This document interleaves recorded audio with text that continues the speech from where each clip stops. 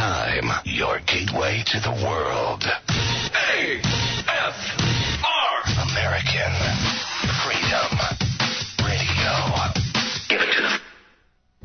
Don't miss Deadline Live with Jack Flood. He doesn't just cover the news, he uncovers the news. Weekday afternoons, 3 to 5 p.m. Central, only on American Freedom Radio.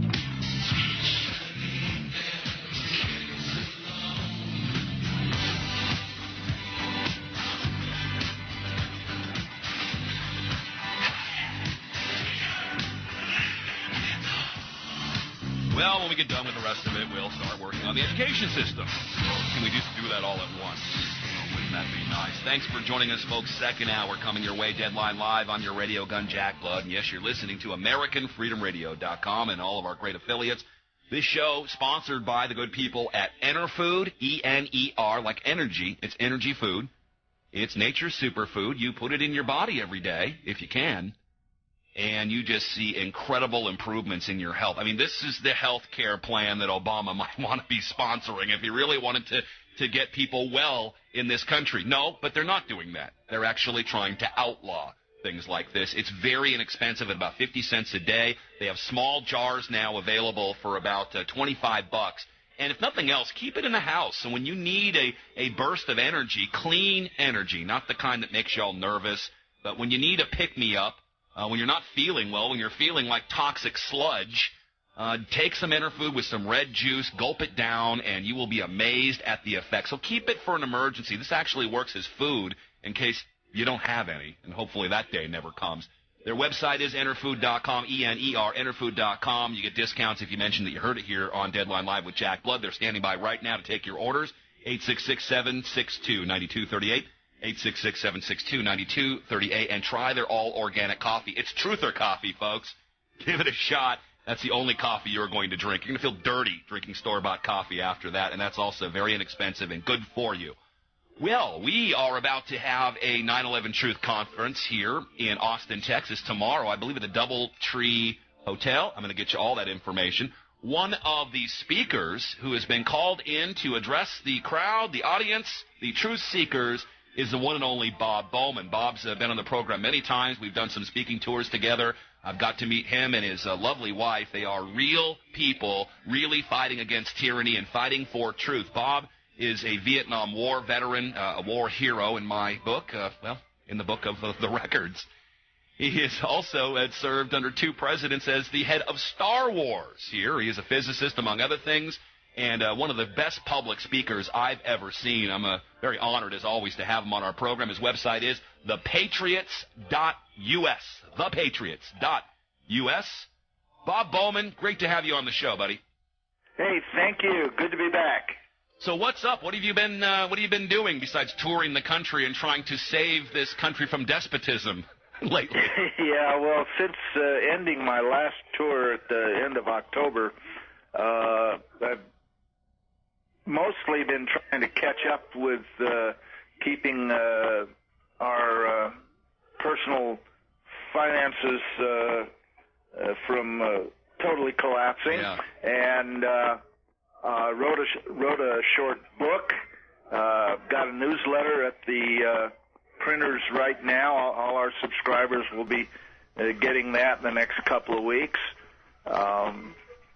And writing some op-ed pieces and, just fighting the fight. Yeah, we're going to ask you about some of that. Well, I mean, you're not doing incredibly well financially. I can understand why a whistleblower such as you isn't getting all kinds of offers. Well, I occasionally get offers, but I have to turn them down because the strings that come with the offers are that I quit doing what I'm doing and start working for the other side. Yeah. I got a lot of questions for you, and we have a limited amount of time. Because we were just talking about this, and because you've been pretty high up in the system, I'd like to get your take, and maybe you know something, maybe you don't. We are hearing distinct warnings that a cyber terror event will happen in this country. They just signed the Cyber Terror or Cyber Security Control Act, as I call it, 2010, giving Obama and the telecoms complete power to shut down the Internet and if they declare an emergency. Of course, if we're attacked by foreign or domestic entities, allegedly, if our system, our computers are attacked, there's really no way to prove it. I mean, we're just going to have to take the government's word for it and suffer the consequences. Do you have any comment on this? Because people are seeing this as almost a foregone conclusion at this point. Well, if there's a cyber attack, and I were to guess where it came from, my first guess, I guess, would be the CIA or the NSA. But they'll be blaming it on a kid in Duluth or something, or China. Well, of course, and that gives them the opportunity to seize control of it. Pretty sneaky, isn't it? It's pretty sneaky. I mean, what do we do to prove that we were actually attacked and that they couldn't just trigger that on their own? That's a good question. You know, it would probably be harder to unravel the truth of that than it has been to unravel the truth of 9/11. Well, we saw Building 7 fall, among other things. I mean, that's where your eyes can't even lie to you, and we still have a hard time convincing people of that one. Yeah. Well, I don't know. I've got my 3-minute smoking gun video, as I call it, a 3-minute DVD which shows Larry Silverstein talking about his decision to pull it. It shows the BBC announcing the collapse before it happens, and then it shows Building 7 coming down from about 12 different angles. You know, as far as I'm concerned, anybody that sees that and still believes the outrageous conspiracy theory told us by the Bush administration, I don't know. They've either got to be totally brainwashed or totally stupid, as far as I'm concerned. Well, sometimes it's fear of the truth, isn't it, Bob? Because once you realize that something like this can and does happen, it changes your paradigm rather quickly, and then you're challenged to, like you, do something about it. That's right. That's right.